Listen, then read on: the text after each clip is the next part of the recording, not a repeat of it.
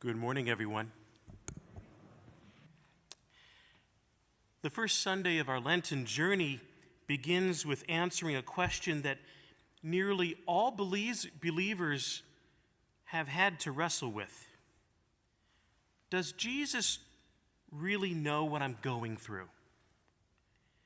The gospel today is stark. It has hardly any real details. It seems to only give us just the bare facts. Jesus was led by the Spirit into a desert, obviously for some important purpose. Jesus was tempted by Satan. Jesus was alone in this moment. Nobody else could do this for him. And finally, either during the entire experience, or at least in part, Jesus was given what it takes to meet the demands of his battle with the devil. These thin points are all we have to address the question, does Jesus know what I'm going through?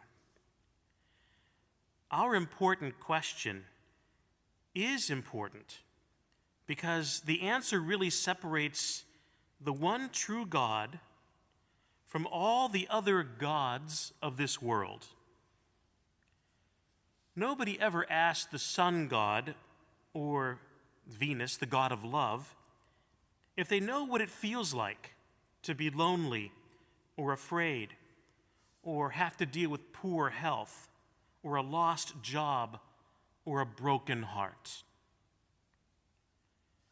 Nobody has ever had talked to a pagan god and revealed what it was like to be a parent of a young adult who they discover has turned to an addiction, or what it's like to lose a preborn baby through a miscarriage. These are absolutely heartbreaking moments in the life of a person, and those things shake us to the core. The false gods seem to live their lives unscathed by what we are living day by day and having to suffer because either we or someone we love is hurting. Jesus, however, understands. His 40 days in the desert symbolize his total openness to understand the sin and the misfortune that we have to deal with in our lives. Now, the devil likely tempts Jesus to dismiss our plight and to ignore us and to live his own life with ease and glory. By his total openness to the Father's will, that no human would ever be lost, Jesus understands our temptation to scream out at God the Father and to insist that he must not allow us to suffer. That scream asks God to obey our cries by coming to our rescue after we choose to live the life we want by sin, because we want to avoid the consequences of some of the bad decisions we have made in our lives.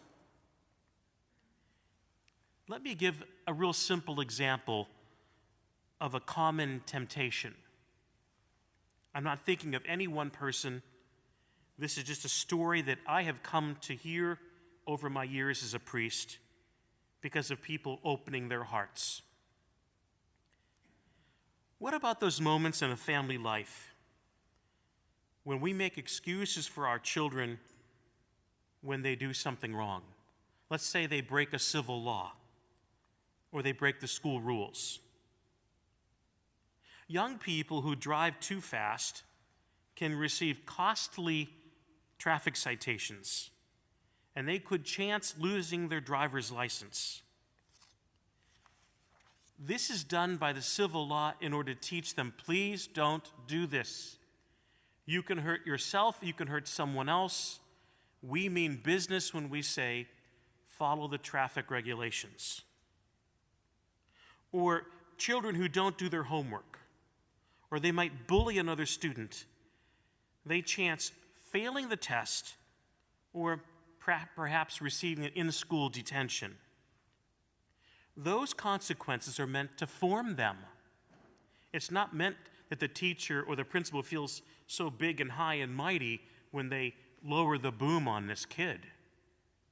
It's really meant to try to redeem them, to form them, to let them know this action is unacceptable and you are capable of better because you're going to be called to live a higher standard as an adult. Aren't we, as adults, tempted to march into the courtroom and plead with the judge for leniency? Please, dear judge, don't make my kid pay a $500 fine for what he did. Don't we feel the tug to march into the teacher's room or the principal's office and plead or demand that they go easy on the child because they really didn't mean it? He didn't mean to cheat on the test.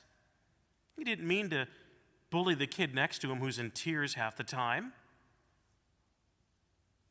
When we let our ego get in the way of good leadership by wanting to be the hero of the day to build us up, we fail in our roles as parents or leaders. We humans need guidance to grow and to become formed. And we get in the way of that process of growth when we somehow intersect that. We actually do harm to those we are asked to lead. Jesus could have easily made excuses for his disciples and damage their becoming responsible and free disciples. But the gospel shows that Jesus was not beyond letting them make their mistakes, to suffer those consequences, and offer them a second chance to grow and to be mature. In the desert, Jesus battles his own ego, and he keeps his eyes focused on the Father's love for all of humanity by not spoiling his disciples or us.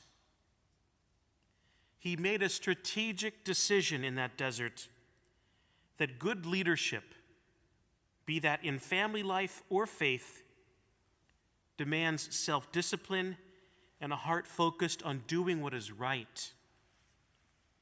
Jesus makes the resolve and the choice to follow his Father's will. Certainly, Jesus does show mercy, and he has shown that time and time and time again in the gospel stories. But mercy can be shown in a lot of different ways. When we say to our kid, hey, you flunked this class, you need to pay for it. I'm not paying for this for you to repeat this college class.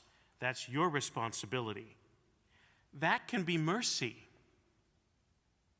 When your son or your daughter bullies a kid that's smaller than them in a school, by letting them have to do detention or whatever the consequence the principal or the teacher might lower on the kid, by saying, we back up the teacher, you were wrong and you need to grow, that can be mercy. And that is the core point of this brief gospel today as we begin the holy season of Lent. Doing what is right can be terribly hard, but it's important to do. Will we follow what is right and often difficult, or we choose to be ego-driven heroes that live for popularity? Jesus' decision set him on a path of life that served his Father's will and empowered his followers. Your decision and mine on this first Sunday of Lent can do exactly the same thing. It sounds like a saying that's common in many sports teams.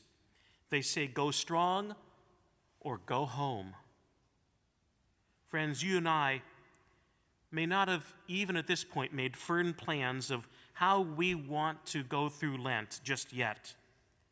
But I would humbly suggest that we begin with the resolve of Jesus Christ to follow the will of God the Father with a certain sense of desire for discipline and strength as you begin this Lenten journey. Jesus does indeed know what you and I are going through.